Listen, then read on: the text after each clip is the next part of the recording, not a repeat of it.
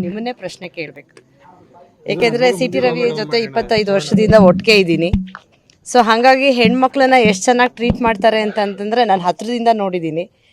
ಅವ್ರು ಆ ಪದ ಬಳಸಿದ್ದಾರೆ ಅಂತಂದರೆ ರಾತ್ರಿ ನಮ್ಮನೆ ಮುಂದೆ ಇಷ್ಟೊಂದು ಹೆಣ್ಮಕ್ಳು ಬಂದಿರ್ತಿರ್ಲಿಲ್ಲ. ಬೆಳಗ್ಗೆ ರಾತ್ರಿ ಅಂತ ಲೆಕ್ಕಿಸ್ತಲೇ ಇಷ್ಟೊಂದು ಹೆಣ್ಮಕ್ಳು ನಮ್ಮನೆಗೆ ಬರ್ತಿರ್ಲಿಲ್ಲ. ಸೊ ಅವ್ರು ಒಂದು ಒಳ್ಳೆ ಸಂಸ್ಕಾರದಿಂದ RSS ಬ್ಯಾಕ್ಗ್ರೌಂಡಿಂದ ಬಂದಿರೋದು. ಸೊ ಅವ್ರ ಬಾಯಲ್ಲಿ ಇಂಥ ಶಬ್ದ ಬಂದಿರೋದು ನಮಗೆ ನಂಬಕ್ಕಾಗಲ್ಲ. ಹೆಂಗೆ ಬಿಂಬಿಸ್ತಾರೆ ಅಂದರೆ ಏನು ಬೇಕಾದ್ರೂ ಮಾಡ್ತಾರೆ, ಯಾಕಂದರೆ ಸರ್ಕಾರ ಅವ್ರದ್ದು ಇರೋದ್ರಿಂದ.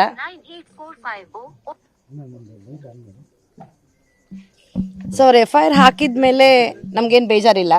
FIR ಹಾಕಿದ ಮೇಲೆ ಕಸ್ಟಡಿ ಕೊಡಲೇಬೇಕು. ಕಸ್ಟಡಿ ಕೊಟ್ಮೇಲೆ ಸ್ಟೇಷನಲ್ಲಿ ಇರಬೇಕಿತ್ತು. ಅವ್ರು ಇಡೀ ರಾತ್ರಿ ತಿರುಗಿಸೋವಂಥ ಏನು ಅವಶ್ಯಕತೆ ಇತ್ತು? ಸೊ ನಮಗೂ ಆತಂಕ ಆಗೇ ಆಗುತ್ತೆ. ಸಹಜವಾಗಿ ಅವರು ಇಡೀ ರಾತ್ರಿ ಅವ್ರನ್ನ ಒಂದೂರಲ್ಲಿ ನಾನು ರಾತ್ರಿ 2 ಗಂಟೆಗೆ ಫೋನ್ ಮಾಡಿದಾಗ ನಾನು ಅವ್ರನ್ನ ಲೈವ್ ಲೊಕೇಶನ್ ಕೇಳಿದ್ರೆ ಯಾವುದೋ ಡ್ಯಾಮ್ ಪಕ್ಕ ಹೋಗಿ ನಿಂತಿತ್ತು ವೆಹಿಕಲ್ಲು, ಇನ್ಯಾವುದೋ ಫಾರ್ಮ್ ಹೌಸ್ ಅಂತ ತೋರಿಸ್ತಾ ಇತ್ತು. ನಮಗೂ ಆತಂಕ ಆಗೇ ಆಗುತ್ತೆ ಅಲ್ವಾ? ಒಬ್ಬ ಜನಪ್ರತಿನಿಧಿನ ಸರ್ಕಾರ ಹೆಂಗೆ ಬೇಕಾದರೂ ಟ್ರೀಟ್ ಮಾಡುತ್ತೆ ಅಂದಾಗ ಇನ್ನು ಸಾಮಾನ್ಯ ಪ್ರಜೆಗಳನ್ನು ಹೆಂಗೆ ಸರ್ಕಾರ ನೋಡ್ಕೊಳುತ್ತೆ ಅನ್ನೋದೇ ಒಂದು ಆಶ್ಚರ್ಯ ಆಗುತ್ತೆ. ಇದಕ್ಕೆ ಹೆಂಗೆ ಪ್ರತಿಕ್ರಿಯೆ ಕೊಡಬೇಕಂತ ನಮಗೆ ಗೊತ್ತಾಗ್ತಿಲ್ಲ.